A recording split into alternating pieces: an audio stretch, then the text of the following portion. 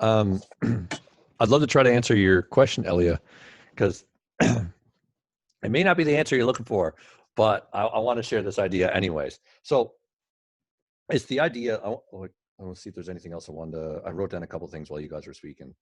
Uh, okay. Yeah. Okay. This might speak to both your question and what Eli was asking. Okay.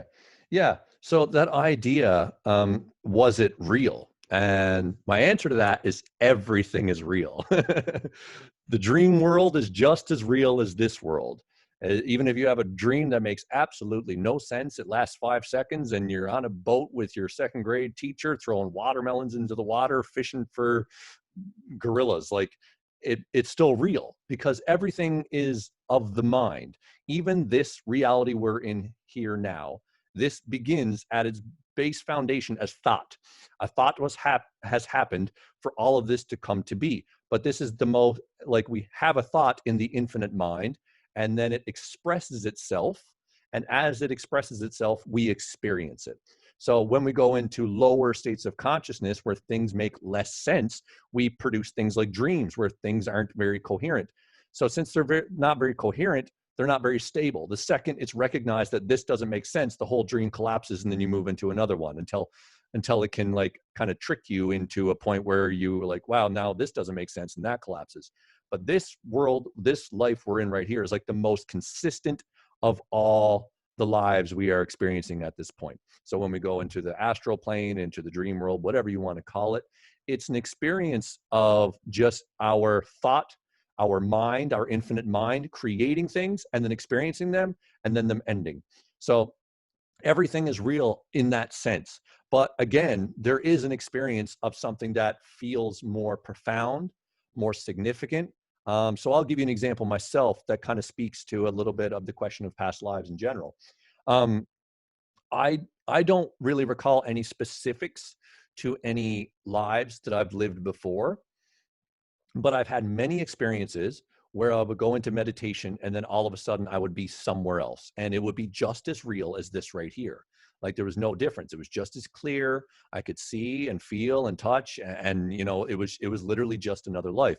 And I've often described this as just like interdimensional travel, like honestly, because it doesn't seem like I'm in the past, it doesn't seem like I'm in the future, it just seems like I'm in a parallel reality.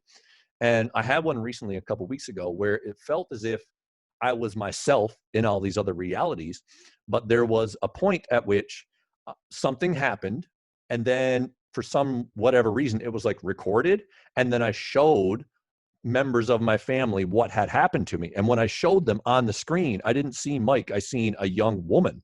So I was like, oh, it felt like I was me, but that's the thing, is like I don't identify as Mike. I don't have any, I'm just the energy. So I had the same essence, but I was in a woman. So that to me, I don't know if it was a past or a future, but it was a parallel life. It was another expression of this infinite reality. So that kind of brings me back to what I was going to say to Eli's question, in that what do we think about past lives in general? So everything that we experience is linear. Like that's the way we experience reality. Like right now there's an event and then another event and another event, and we're experiencing it in this fashion so we can understand it, so it makes sense to us, so it can be consistent and comprehensible. But in truth, I'm sure you've all heard this before, time is an illusion. There's no such thing as real time. It's all determined by our own inner clock. So I had this imagery the other night come to me in my mind. So I'll just show it to you. It's just two very basic symbols that I'm sure you've seen a million times in other expressions. But one is like the DNA helix, and the other one is just a spiral. So I want you to imagine as if the DNA helix is a series of lives. Like this is the life of Mike, and right here will be my next life, and right here will be my next life after that, and next life, and everything below is my past lives. But this is what is happening in this spiral. This DNA helix builds this spiral. So you can jump from this top line to the line below. And when you are of high enough consciousness and you realize that you are not limited by time, just because you are on this trajectory moving through this top line doesn't mean that it's governed by time and there's no transcending it. You can jump a line below, or you can jump a line higher, and you can do this in an instant. So even though it may be your past life spatially. Like, this is my first life, we'll say, and as it goes up and up and up, I have more and more lives, and this is the unfolding of that DNA helix. And then each little, expansion and contraction is a life. We expand, we have a life. We contract, we come back to the infinite. We expand, we have a life. We come back to the infinite. And then, so when you are going to the infinite, you can transcend every single layer of this. So it is your past life spatially. Like, when you look at it in a linear fashion, this was your life, and then was the next life, and this was the next life. But you can also meditate or go into hypnosis and literally go and live a part of your other life as it was happening right now. So in that fashion, where do you say it's past or future if it can all happen at once? So there is a way to visualize it in a sense that they do unfold in a linear cause and effect type fashion.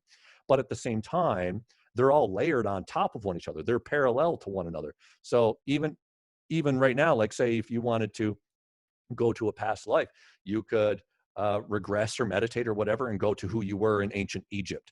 But even though that's our past, that's our fabrication of the past, that's our conception of the past, but it's literally happening right now as well. There is no true past and future. Everything is vibrating and occurring and manifesting all at once, and we are simply the consciousness that moves through it and perceives it as something unfolding in a linear fashion, but it's never actually linear. It's truly just our experience of it. Because if we were to experience it all at once, then it wouldn't be so. We wouldn't know what experience is. We essentially create the illusion of time so we can know what it is to experience things. So yeah, there are past lives, and we all have past lives, but at the same time, every life is our life. We have our own linear trajectory, the same way I can remember my specific past. Some people can remember the life before and the life before. But as we raise in vibration, as we raise in consciousness, you can go into any life. I could go into your life or your life or your life. I've experienced all of this, and you've experienced all of me. We are the infinite consciousness that is at the base level of all of it, and we manifest in different forms and in different patterns.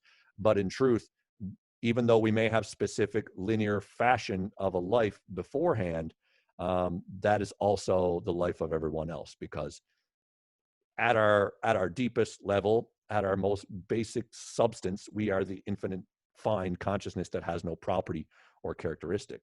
So that's essentially the best I can explain it right now. So I would love to hear a response. I think Ellie, you had your hand up, so I'd love to hear what you got to say.